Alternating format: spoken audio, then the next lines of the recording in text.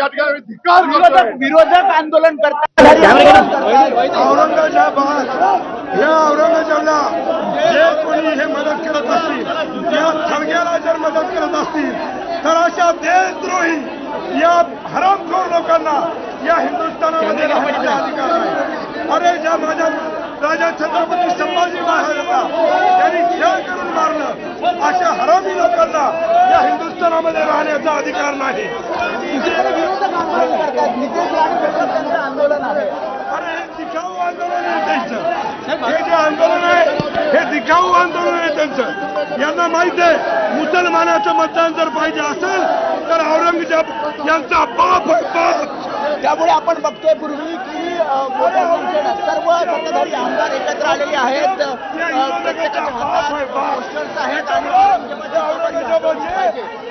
आंदोलन केलं जातं। देशामध्ये राहायचं असेल